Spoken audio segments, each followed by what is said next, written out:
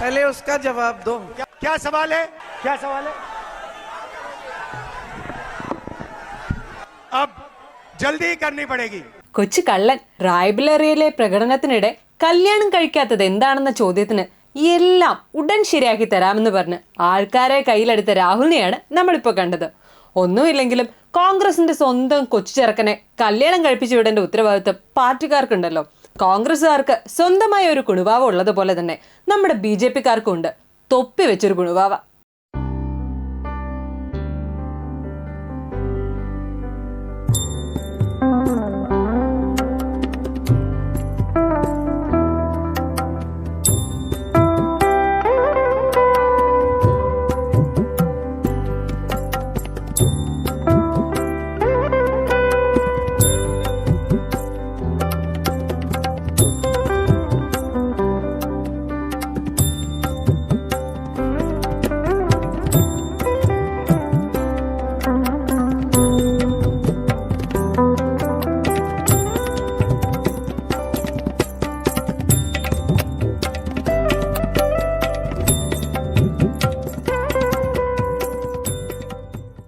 അയ്യോ, ഇത് നമ്മുടെ മോദിജി അല്ലേ?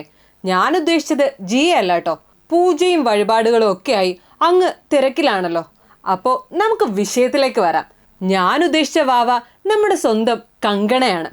ചെയ്യുന്ന എല്ലാ മണ്ടത്തരവും അതൊരു കുറുമ്പായി കണ്ടൂടെ എന്ന് പറഞ്ഞ് BJP-ക്കാർ താലോലിക്കുന്ന സ്വന്തം കുടുവാവ. കുടുവാവയുടെ തമാശകൾ വളരെ നിലവാരം പുലർത്തുന്നതാണത്രേ. എന്തൊക്കെയാണെന്നല്ലേ? മോദിജിയും ഫ്രണ്ട്സും കൂടെ ഉക്രൈൻ യുദ്ധത്തിൽ ഇടപെട്ടതുകൊണ്ട് മാത്രമാണത്രേ മൂന്നാം ലോക മഹായുദ്ധം ഉണ്ടാകാതിരുന്നത്. എത്ര നല്ല തമാശ അല്ലേ? തീർന്നില്ല, ഇനിയുണ്ട്. 1947 മറിച്ച് 2014 ഇന്ത്യക്ക് സ്വാതന്ത്ര്യം കിട്ടിയത്. ആലങ്കാരികമായി പറഞ്ഞതാണെങ്കിലും എയറിൽ കയറാൻ അത് തന്നെ ധാരാളമായിരുന്നു. വാ തുറന്ന എയറിലാകുന്നത് കൊണ്ട് തന്നെ ആയിരിക്കാം സിനിമയെക്കാളും നല്ലത് രാഷ്ട്രീയമാണെന്ന തോന്നൽ കങ്കണാജിക്ക് ഉണ്ടായത്. പിന്നെ ഒന്നും നോക്കിയില്ല, ഹിമാചൽ പ്രദേശിൽ അങ്ങ് മത്സരിക്കാമെന്ന് തീരുമാനിച്ചു. കങ്കണാജിയുടെ ഗോൾഡൻ ഇറ എന്ന് പറയുന്നത് കർഷക സമരം നടന്ന സമയമായിരുന്നു. കർഷകരെ തീവ്രവാദികളെന്ന് വിശേഷിപ്പിക്കുക, സമരത്തിൽ പങ്കെടുത്ത പ്രായമായ സ്ത്രീയെ 100 രൂപ കിട്ടാനായി സമരം ചെയ്യുന്നവർ എന്ന് പറഞ്ഞ് അധിക്ഷേപിക്കുക തുടങ്ങി വെറുപ്പിക്കൽ സഹിക്കാതെ വന്നപ്പോൾ ട്വിറ്റർ തന്നെ അവരെ അങ്ങ് ബാൻ ചെയ്തു വിട്ടു. പിന്നൊന്നും നോക്കിയില്ല, ബാക്കി വെറുപ്പിക്കൽസ് എല്ലാം ഇൻസ്റ്റഗ്രാമിലൂടെ ആയിരുന്നു. റീസെൻ്റായി പുള്ളി എയറിൽ കയറിയ സ്റ്റേറ്റ്മെന്റ് എന്താണെന്നറിയോ? ഇന്ത്യയുടെ ആദ്യത്തെ പ്രധാനമന്ത്രി സുഭാഷ് ചന്ദ്രബോസ് ആണത്രേ. സംഭവം എന്തായാലും വൈറലായാലും 4 ആൾ അറിഞ്ഞാൽ മതി എന്നാണ് കങ്കണാജിയുടെ ഒരിത്. നിങ്ങൾക്കൊക്കെ ഇത് തന്നെ വേണമെന്നും പറഞ്ഞ് തീക്കുണ്ടത്തിൽ നിന്നും സ്വന്തം ജനതയെ രക്ഷപ്പെടുത്താൻ വേണ്ടി ഈ നാട് തന്നെ വിട്ടുപോയ നമ്മുടെ മുഖ്യൻ ഇന്തോനേഷ്യയിലെ പര്യടനം പൂർത്തിയാക്കിയെന്നാണ് കേട്ടത്. തിരിച്ചു പോകൂ, ഒന്ന് പോകൂ ഓമനാളെ. മുഖ്യന്റെ സന്ദർശനത്തോടനുബന്ധിച്ച് വെള്ളപ്പൊക്കവും മരണവും ലാവയും ഒക്കെയായി പൊറുതിമുട്ടിയ ഇന്തോനേഷ്യയിലെ ജനതയുടെ റിക്വസ്റ്റാണിത്. എന്തായാലും ഈ റിക്വസ്റ്റ് പ്രകാരം സിംഗപ്പൂരിലേക്ക് പോയി അവരുടെ സുഖവിവരമൊക്കെ അന്വേഷിക്കാനായി ഫ്ലൈറ്റ് കയറിയിരിക്കുകയാണ് നമ്മുടെ മുഖ്യൻ. സംഭവം കേട്ടപാടെ സിംഗപ്പൂറുകാർ കരച്ചിൽ തുടങ്ങിയെന്നാണ് കരക്കമ്പി. എന്തായാലും കേരളം വിട്ട് കേരളത്തെ രക്ഷിച്ച മുഖ്യമന്ത്രി എന്ന പട്ടവും നമ്മുടെ പിണുവിന് സ്വന്തമാക്കിയിട്ടുണ്ട്. യുദ്ധതന്ത്രങ്ങളൊന്നുമില്ലാതെ ഒരു സന്ദർശനം കൊണ്ട് മാത്രം ഇന്തോനേഷ്യയുടെ കാര്യത്തിൽ ഒരു തീരുമാനമായിട്ടുണ്ട്.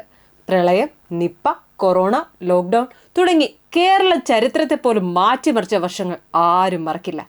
എന്തായാലും കിറ്റ് വിതരണം പോലെ മഞ്ഞപ്പിത്തവും വിതരണം ചെയ്യുന്നു എന്ന വാർത്തകളും പുറത്തു വരുന്നുണ്ട്.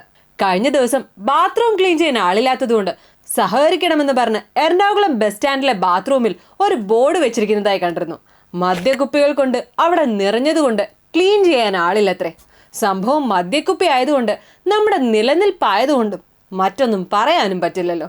എന്തായാലും പറയാനൊന്നുണ്ട്, ഭയം വേണ്ട, ജാഗ്രത മാത്രം മതി. അപ്പോൾ പറയാനുണ്ട് കേട്ടോ. ഇനിയും കാണാം, കണ്ടുമുട്ടാം.